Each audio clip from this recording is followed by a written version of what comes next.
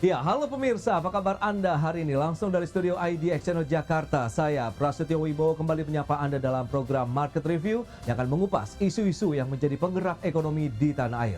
Live streaming kami seperti biasa bisa Anda saksikan juga di idxchannel.com. Langsung saja kita mulai Market Review selengkapnya.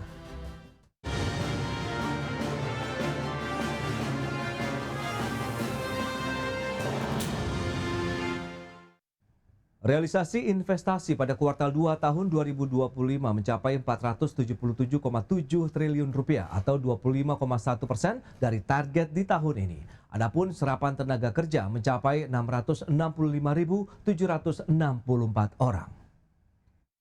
Ini adalah pencapaian pada realisasi investasi triwulan kedua tahun 2025. Kita lihat angkanya itu 477,7 triliun, Mbak Sarah ya. Dan ini adalah peningkatan 11,5% dari tahun sebelumnya. Kalau kita bandingkan year on year-nya yang mana tahun sebelumnya 428,4 triliun. Dan kalau kita lihat dan yang ini adalah yang paling penting, penyerapan tenaga kerja. Penyerapan tenaga kerja yang terjadi dari hasil investasi yang masuk di dalam kuartal kedua ini adalah 665.000.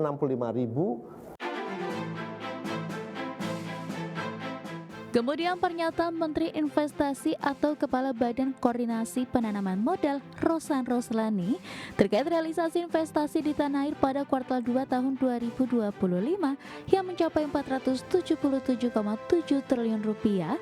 Realisasi tersebut menyentuh posisi 25,1% dari target tahun ini 1.905,6 triliun rupiah. Realisasi investasi di kuartal 2 tercatat lebih tinggi sekitar 2,7% dibandingkan kuartal 1 yaitu 465,2 triliun rupiah. Adapun serapan tenaga mencapai 665.764 orang. Sementara itu total realisasi investasi di sepanjang Januari hingga Juni 2025 telah mencapai 942,9 triliun rupiah atau 49,5% dari target tahun ini. Adapun total serapan tenaga kerja mencapai 1.259.868 orang. Dari Jakarta, tim liputan IDX Channel.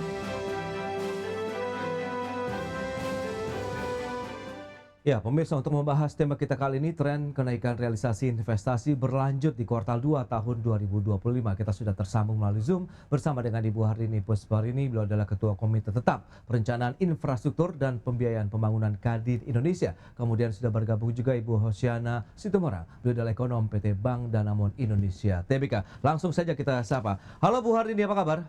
Halo, luar biasa, kabar baik. Salam sehat, bahagia untuk Mas Pras dan Ibu Hosiana. Baik, terima kasih juga atas waktu yang disempatkan. Bu Hosiana, apa kabar? Baik, Mas Pras. Ya, salam baik dan sehat bahagia juga ya. Baik, terima kasih Bu juga untuk Asrari. kehadiran dan kesediaannya hari ini. Kita langsung saja mereview, Bu Hardini, dari kacamata Kadin melihat bagaimana sih perkembangan investasi saat ini, kebijakan-kebijakan yang sudah digelontorkan oleh pemerintah untuk bisa menarik investasi di Indonesia. Kemudian kita lihat kinerjanya di kuartal kedua ini, trennya ini menarik kalau kita cermati cenderung naik nih. Silakan Bu. Jadi kalau kita lihat outlook dan tata kelola investasi di Indonesia hingga di pertengahan 2025 ini berdasarkan pantauan saya ya Mas Pras terkait Oke. dengan kebijakan serta tren makro institusional.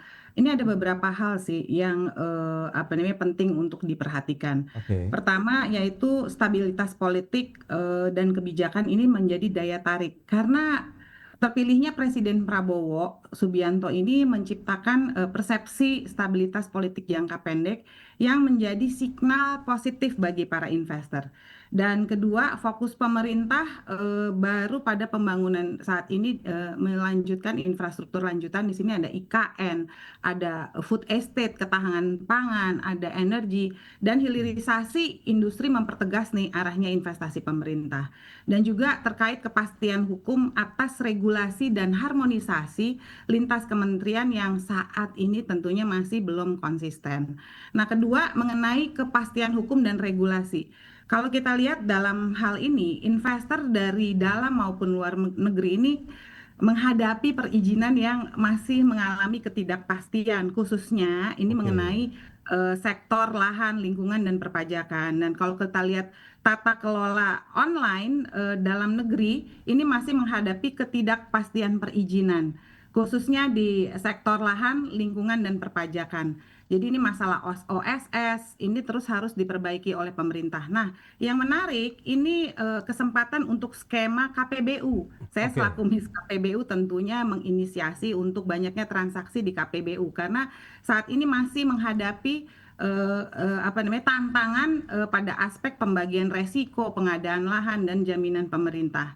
Nah, kalau kita lihat saat ini terkait dengan investasi hijau dan proyek strategis nasional yang mana Kadin ini akan membuat event di bulan September untuk sosialisasi daftar list PSN yang akan baru dikeluarkan pemerintah. oke, Nah, dalam hal investasi hijau ini pemerintah itu mendorong untuk rendahnya karbon, terutama untuk sektor energi terbarukan, transportasi, dan transportasi yang tentunya transportasi bersih dan kehutanan sosial. Dan tantangan utamanya terhadap pastinya di skema pembiayaan yang saat ini masih belum menarik karena yieldnya rendah, payback kita tuh kalau investasi juga panjang, serta kepastian regulasi tentang insentif dan valuasi karbon yang masih dalam proses. Kalau kita ingat juga nih masalah IKN diharapkan juga bisa menjadi showcase untuk tata kelola investasi hijau, tetapi masih eksekusinya masih dalam tahap awal. Dan kalau kita lihat minat investor ini tinggi, ini dilihat di realisasi moderat, di mana minat investasi dari luar negeri meningkat khususnya dari Asia Timur, baik. Jepang, Korea, China, Timur Hmm. Tengah, Eropa untuk proyek energi, teknologi, dan infrastruktur. Tapi realisasi investasi ini, Mas Pras, tidak sebanding dengan komitmen karena proses negosiasi itu lama, terutama untuk skema KPBU. Dan masalah pertanahan land capping ini dan resistensi sosial lokal dan Oke. kurangnya sumber daya manusia mendukung level teknis proyek engineering legal dan monitoring. Sedikit Mas Pras, kalau kita lihat outlook-nya dari aspek dan outlook di 2025, stabilitas politik kita positif pasca pemilu masih lancar. Ini memberikan kepercayaan awal bagi investor. Terkait dengan reformasi regulasi di investasi, ini masih moderat positif, di Baik. mana OSS dan Undang-Undang Cipta Kerja terus dibenahi. Ini perlu implementasi karena ini masih timpang. Dan yang terakhir dari saya, daya tarik proyek strategis ini merupakan potensi tinggi. Hmm. Memang dia resikonya tinggi, tapi Baik, untuk baik. KPBU ini bisa memperbaiki struktur resiko dan insentif. Yes, apresiasi diberikan tapi masih ada beberapa PR yang mungkin harus segera dituntaskan begitu ya, untuk bisa meningkatkan investasi di Indonesia. Nah, dari kacamata Bu Hosiana, Anda melihatnya seperti apa? Apakah yang disampaikan tadi oleh pelaku usaha begitu memang seperti itu realitanya di lapangan? Kemudian apakah dengan realisasi investasi ini juga sudah sesuai dengan konsensus ekonom nih, Bu Hosiana?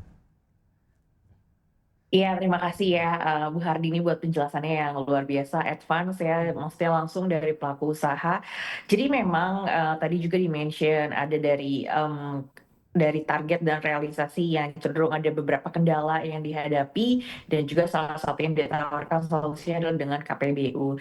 Jadi memang berkaca lagi dari realisasi investasi di kuartal 2 dan total di triwulan di semester 1 ya sepanjang 2025 Januari hingga Juni ini yang sudah mencapai lebih dari 900 triliun.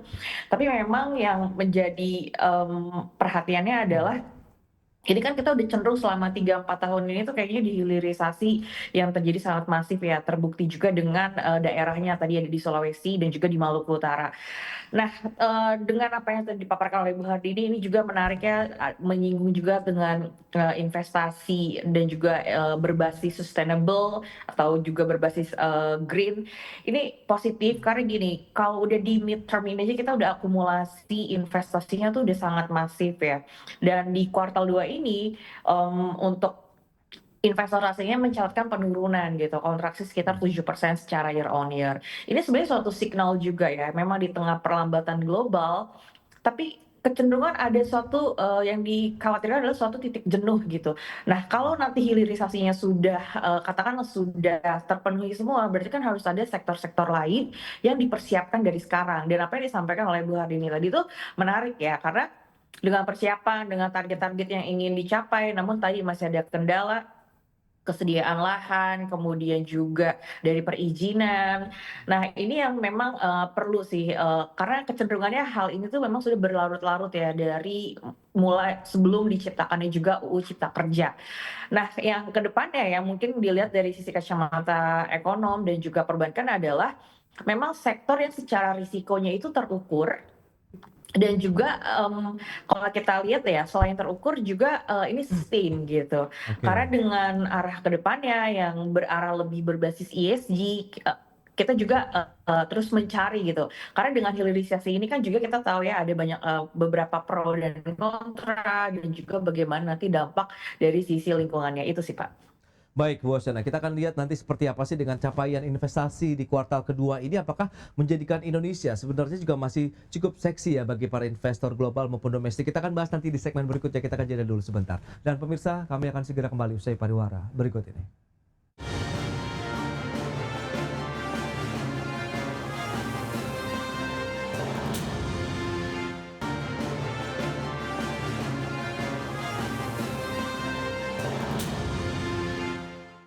Ya, terima kasih Anda masih bergabung bersama kami dalam Market Review, pemirsa. Dan berikut ini akan kami sampaikan data untuk Anda terkait dengan realisasi investasi di Indonesia. Kita akan cermati trennya seperti apa. Ini dia seperti yang bisa Anda saksikan juga di layar televisi Anda. Kita akan cermati di kuartal kedua tahun 2020 ini yang baru saja dirilis oleh Kementerian SDM BKPM, di mana dari April 2025 kalau kita sandingkan di 401,5 triliun, kemudian di Mei 2025 465,2 triliun, kemudian di bulan Juni 2025 tercatat 477,7 triliun rupiah. Trennya naik terus dan sementara realisasi keseluruhan di sepanjang semester 1 sudah mencapai 942,9 triliun rupiah atau 49,5% dari target investasi di tahun 2025 ini. Dan selanjutnya kita akan cermati dari sisi komposisi penanaman modal asing dan juga penanaman modal dalam negeri. Kita akan lihat seperti apa nih investasi asing dan juga domestik. Ya, kalau kita cermati PMDN masih mendominasi 57,7% atau sekitar 275,5 triliun rupiah. Sementara untuk penanaman modal asing 42,3% atau 202,2 triliun rupiah. Nanti dia untuk komposisi PMA dan juga PMDN. Berikutnya, bagaimana dengan sebaran investasi di Indonesia? Ya, seperti bisa Anda lihat juga ini dia untuk wilayah Jawa, kemudian luar Jawa. Fokusnya nampaknya sudah mulai bergeser di Pulau Jawa 49,7% atau 237,5 triliun rupiah. Sementara di luar Jawa sudah 50,3% atau mencapai 240,2 triliun rupiah. Ini sejalan dengan upaya hilirisasi, kemudian penyebaran arus investasi dan penggerak ekonomi Indonesia dari Sabang sampai Merauke yang diharapkan tidak lagi terpusat di Pulau Jawa tapi bisa tersebar ke wilayah-wilayah lainnya di Indonesia. Dan selanjutnya kita akan cermati negara investor terbesar di Indonesia. Ini dari mana saja? Baik, kita akan cermati bersama. Ada Singapura ini yang menempati posisi pertama. Kita tahu juga Singapura memang menjadi hub investasi ya bagi negara-negara ASEAN, khususnya juga yang masuk ke Indonesia. Mencapai 33,3% atau 4,2 miliar dolar Amerika Serikat. Menyusul Hong Kong 18,6%, kemudian Tiongkok 14,4%, Amerika Serikat sekitar 8%, dan selanjutnya Malaysia juga masuk ke Indonesia 5,6%. Ini dia 5 negara yang menanamkan investasinya di Indonesia. Kita lanjutkan kembali perbincangan dengan narasumber kita, dengan Ibu Hardini, kemudian juga Ibu Hosiana. Baik, dengan mencermati beberapa data tadi yang sudah disampaikan, Ibu Hosiana, Anda melihat seperti apa sih pola investasi kita? Apakah memang sudah setara dan Indonesia saat ini apakah masih cukup seksi nih dari pandangan Anda begitu, terutama bagi kalangan investor global begitu, Bu Hosiana? Ya, jadi kalau yang kita cermati khususnya di investor asing ya, karena Ya. ini berkaitan dengan nanti di neraca pembayaran Indonesia, neraca capital count, inflow outflow asing dan juga nanti potensi repatriasi ke depannya. Jadi gini, Oke. kalau yang namanya investasi pasti kan mengharapkan adanya juga return gitu. Nah, investor asing ini kan kecenderungannya mendominasi ya dalam 3 tahun terakhir ini cenderung lebih dari 50%. Oke. Dengan komposisinya yang pertama tadi di-mention juga ada Singapura, kemudian China, Hong Kong, terus ada US dan juga Malaysia. Nah, sebenarnya sebelum-sebelumnya itu kan investor asing ini kan salah satunya adalah Jepang. Nah, di kuartal 2 2025 ini kita lihat investor asing khususnya Jepang ini kan udah turun ya dan digantikan oleh US gitu. Nah gini, kalau kita lihat tadi berkaca ke kestabilan makroekonomi ya, jadi sisi pandang ekonom adalah melihat, kita lihat kan tadi dengan masuknya investor asing sendiri, khususnya dari China di dalam hilirisasi ini kan kalau kita lihat juga dari neraca pembayaran Indonesia, data di Bank Indonesia tuh dari sisi kebutuhan falasnya juga kan cenderung meningkat. Nah tadi dengan Jepang yang juga menurun kemudian digantikan oleh US ini kan juga arah ke depannya kan berarti dari sisi sistem pembayaran dan juga dari likuiditas falas ini juga perlu menjadi perhatian karena kan kita juga nggak mau ketika saat ini di short termnya itu positif namun di jangka panjang ini akan seperti apa gitu dalam arah dari tadi kestabilan makroekonomi secara keseluruhan ya, walaupun kalau nggak diinvest sekarang ya bagaimana nanti mid to long term-nya. Karena sebenarnya gini, yang namanya investasi langsung ini tidak serta-merta tertransmisi menjadi pertumbuhan ekonomi. So far masih di drive-nya dari government spending yang tertranslasi menjadi pembentukan modal bruto atau gross fixed investment. Nah, sementara yang kalau kita lihat tadi dari sisi penyerapan tenaga kerja juga sepanjang semester ini mencapai sekitar 1,2 juta orang, ini positif. Namun bisa di breakdown lagi nanti bagaimana secara hasil akhirnya, apakah memang ini masuk ke dalam neraca Indonesia atau balik lagi ke neraca investor asing tersebut. Itu sih one thing yang kita juga mencoba terus assess lebih dalam. Terus apakah Indonesia masih cukup seksi di mata investor? Harusnya iya, karena di-mention juga Indonesia dengan populasi keempat terbesar di dunia, kemudian juga dengan populasi yang masih muda, usia produktif yang kalau sekarang kan milenial dan Gen Z kan yang komposisinya secara demografi itu mendominasi penduduk Indonesia, ini bisa dibayangkan market yang sangat besar. Oke. Jadi pastinya investor asing khususnya dari negara Asia pasti akan berlomba-lomba untuk datang ke Indonesia. Namun balik lagi dari sisi regulasi dan juga mid-term dan long-term planning dari hasil akhir investasi ini nanti akan seperti apa. Ini yang mungkin perlu dimatangkan oleh pemerintah secara roadmap. Nah, jadi jangan hanya menarik investor di jangka pendek, namun di mid-term dan long-termnya ini malah bisa menjadi suatu challenge gitu sih. Baik, baik. Nah, Bu Hardini, Anda melihat dengan beragam tantangan yang seperti Anda sampaikan tadi terkait dengan lahan, perizinan, KPPU dan lain-lain begitu. Apakah ini memang harus segera kita selaraskan begitu sehingga tadi investor asing benar-benar ya merasa nyaman juga nih, kondusif juga nih pada saat mereka menanamkan dana mereka ke Indonesia. Mengingat tadi kan ada 5 negara besar juga meskipun ini kita tahu sudah beberapa tahun terakhir mendominasi begitu untuk investasi di Indonesia, Bu Hardini. Jadi ini apa namanya kita lihat ya upaya daripada positif pemerintah Mas Pras karena dengan adanya undang-undang Cipta Kerja dan OSS Online Single Submission ini pemerintah kan juga udah apa namanya meluncurkan Omnibus Law dan menyederhanakan ratusan regulasi sektoral melalui Undang-Undang Cipta Kerja yang bertujuan mempercepat perizinan dan menghapus tumpang tindih regulasi ini. Nah, selainnya itu untuk implementasi OSS RBA yang berbasis resiko, ini menjanjikan perizinan yang lebih cepat, transparan, dan digital. Nah, tentunya hal-hal inilah yang akan membawa dampak positif dari investor yang nggak lagi harus mencari masalah proses perizinan yang manual panjang. Jadi ini shortcut juga buat investor untuk masalah perizinan di Indonesia.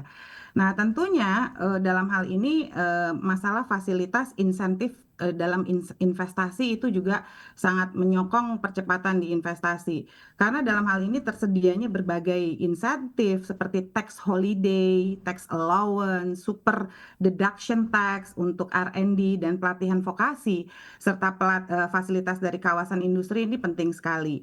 Nah, khusus IKN, yang mana IKN juga banyak mungkin yang teman-teman ini lanjut atau tidak ya, tapi khusus IKN ini pasti tetap harus berlanjut karena ini ada kaitannya dengan proyek strategis nasional PSN di mana pemerintah akan menawarkan tambahan fasilitas secara fiskal maupun non fiskal. Nah, tantangan lainnya apa? Tantangan implementasi investasi ini di daerah. Karena saat ini masih adanya disharmonisasi antara pemerintah pusat dan daerah. Banyak nih investor menghadapi ketidaksinkronan antara kebijakan yang ada di pusat sama kebijakan yang ada di peraturan daerah. Oke. Jadi masalah perizinan di daerah ini masih tidak terintegrasi penuh dengan OSS, dan di daerah ini masih masing-masing menerbitkan perda maupun perkada, yang mana ini tidak sejalan dengan Undang-Undang Cipta Kerja. Nah, inilah apa namanya permasalahan-permasalahan yang masih dihadapi. Tapi dalam hal ini, kalau kita lihat mengenai political lokal dan kewenangan tambahan, Oke. beberapa pemerintah daerah ini telah menerapkan syarat tambahan retribusi baru atau memperlambat penerbitan izin karena alasan politis atau ketidaksiapan birokrasi. Kalau terkait dengan kewenangan-kewenangan yang ada di dalam otonomi daerah, ini belum sepenuhnya disharmonisasi. Ini karena mendukung investasi lintas wilayah atau skala besar, Mas Pras. Oke, itu Dan dia. ya itu dia yang pentingnya lagi, yaitu masalah yang sangat fundamental Iya. mengenai ketidakpastian hukum dan penegakan aturan. Karena banyak investor masih mengeluh nih. Apa sih yang dikeluhkan? Satu, perubahan regulasi ini terlalu cepat dan tidak konsisten dari pemerintah. Oke. Kedua, masalah sengketa-sengketa lahan. Masih ada izin yang tumpang tindih, terus ada konflik dengan masyarakat lokal. Nah, yang paling penting juga apa? Kurangnya jaminan atas perlindungan investasi yang jangka panjang. Jadi government guarantee penjaminan ini Iya. sangat penting sekali mengenai political risk. Maka dari itu Oke. perlu adanya penegakan hukum dan penyelesaian sengketa bisnis yang saat ini masih dianggap tidak cepat dan tidak netral atau masih birokratis. Jadi harusnya sih pemerintah pusat saat ini memang sudah berusaha keras, Mas Iya. Pras, untuk memperbaiki iklim investasi melalui reformasi regulasi dan insentif.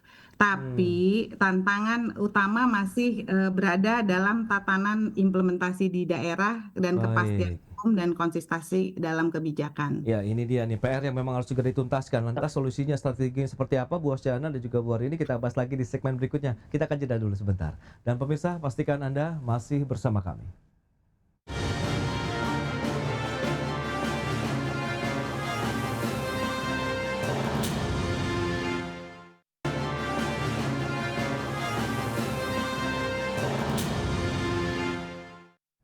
Baik, pemirsa, kita lanjutkan kembali perbincangan bersama dengan Ibu Harini Puspasari, Ketua Komite Tetap Perencanaan Infrastruktur dan Pembiayaan Pembangunan Kadin Indonesia. Kemudian juga Ibu Osyana Evalita Situmorang, Ekonom Bank Danamon Indonesia. Baik, Bu Osyana, tadi sudah disampaikan nampaknya memang kaitannya dengan koordinasi, integrasi begitu ya, kebijakan pemerintah pusat, disharmonisasi. Nah, ini perlu diselaraskan di bagian yang mana sehingga bottleneck-nya bisa segera terpecahkan, sehingga arus investasinya akan lebih melesat jauh lagi begitu. Paling kita bisa mengejar target di tahun 2025 ini.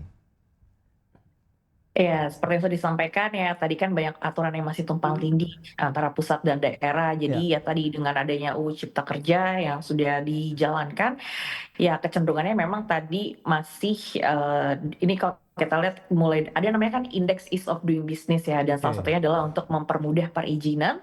Dan kita lihat memang ease of doing business Indonesia tuh belum yang meningkat secara signifikan, walaupun memang ini tidak dirilis lagi ya kalau nggak salah secara lanjut oleh World Bank.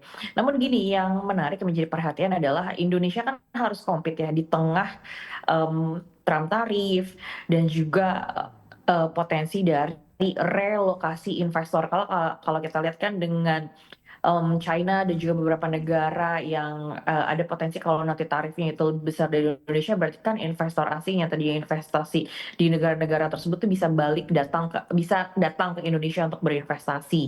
Oke. Nah, salah satunya tadi adalah dari sisi kemudahan berusaha, bagian regulasi sih itu juga yang menarik. Terlepas memang juga yang menjadi sorotan adalah yang cenderung ya kita juga udah sama-sama tahu juga adalah dari um, misalnya bagaimana Indonesia compete dengan Vietnam, kemudian juga dengan Thailand, bahkan yang terbaru ini ada misalnya kayak Myanmar, Kamboja, dan juga Sri Lanka ya. Kalau kita lihat baik dari apa yang sudah dimiliki oleh Indonesia sendiri, karena kita tahu apa yang kita ekspor itu kan cenderung masih secara supply chain dan global value chain tuh masih yang di sifatnya alas kaki, kemudian aparel ya, terlepas dari komoditas unggulan.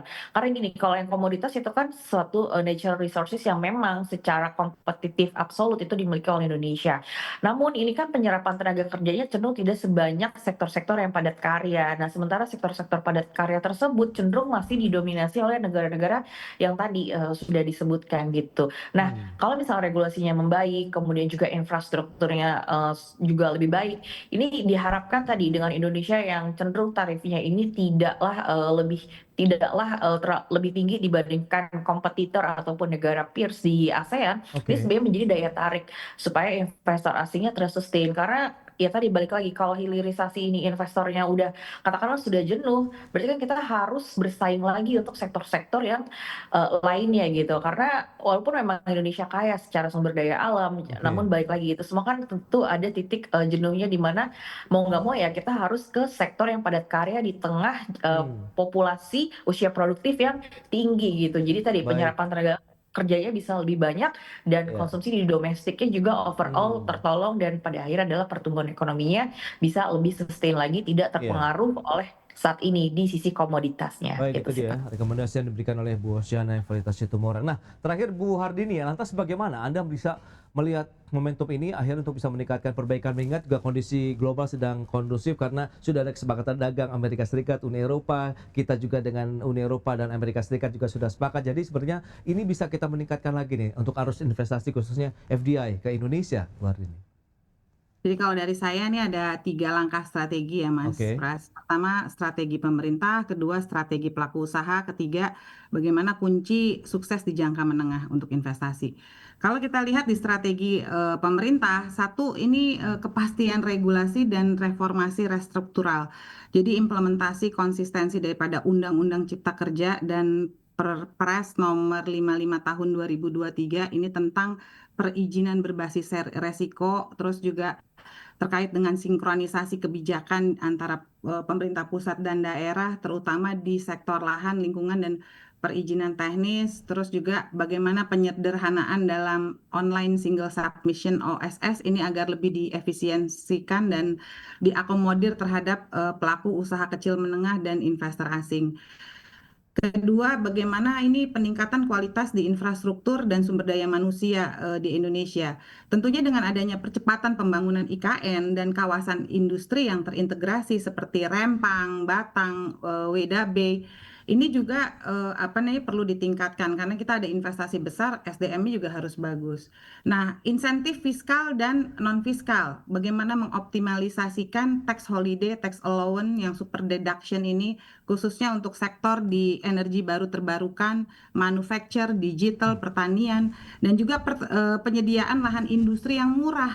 Bagaimana dukungan politik, dukungan logistik di luar Iya. Jawa untuk menarik investasi di wilayah ketimuran dan perbatasan. Oke. Kalau di strategi yang kedua, strategi pelaku usaha, ini tentunya terkait dengan adanya penguatan kolaborasi strategis, public-private partnership, kerjasama pemerintah, badan usaha, dan joint venture, bagaimana kita meningkatkan kolaborasi dengan investor melalui skema KPBU, yang mana ini untuk proyek-proyek infrastruktur, energi terbarukan, dan juga Oke. konsorsium BUMN dan swasta dalam menghadapi tantangan proyek skala besar.